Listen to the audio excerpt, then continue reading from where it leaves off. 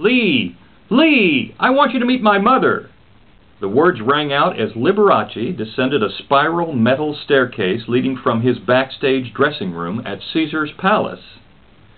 Instead of wearing his favorite Body by Budweiser ball cap, this night my brother Tom donned a white suit, a purple shirt, a white tie, and, predictably for the 1970s, white shoes.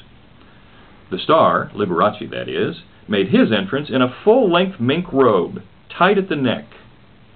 Allowing a brief quizzical look, Lee pondered whether he should know this man who had both the mouth and the wardrobe of an agent.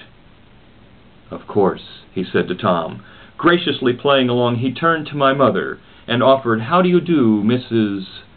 Huffstedler," said Tom, "but you can call her Pearl." Tom presented his gushing mother by guiding her elbow. "Oh, Mr. Lee, just call me Pearl. I'm just so happy. It's the best birthday present," spilled from my mother's trembling, well-painted lips.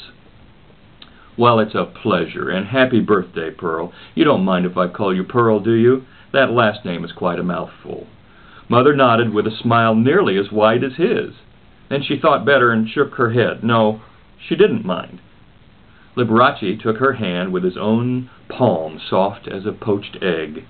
Then he suddenly cocked his head in mock surprise. "Say, you aren't the one who kissed my ring out there tonight, are you?" Mother's head quickly went back to nodding. Her pudgy knees wobbled like ecstatic puppies underneath her Body by Bud. "That was Mom, all right. Old uncultured Pearl, I call her," said Tom with a cackle that caused his white necktie to bounce off his splendid corpulence. "Yeah, I slipped the photographer girl a 10 so we could get backstage to meet you. This is the greatest night of her life, as you can see."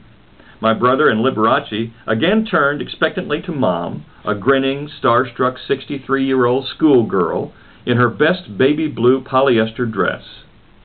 Bashfulness was out of character for Mom. She usually was a merry prankster who once thought nothing of making friends with an engineer of a passing freight train by waving what she had in her hand as she hung laundry out to dry. What she had in her hand was a double D-cup brassiere.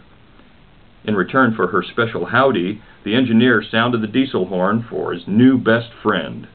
But tonight, Pearl stood mute, until Tom coaxed her with a well-placed elbow, and she lit up like a Wurlitzer. "It's the greatest thing that's ever happened. Happy birthday to me. Can I touch your fur?" "Why, certainly," said Liberace. He offered an exquisite arm for her to pet. Then, in a graceful motion, he pulled her close and put that mink arm around her for the camera shot. Standing side by side with chiseled, lacquered gray clouds teased high upon both their heads, as if they shared the same androgynous hairdresser, Mother drew in a breath as a buxom photographer in a toga outfit with legs up to here aimed her camera and took the shot. Click!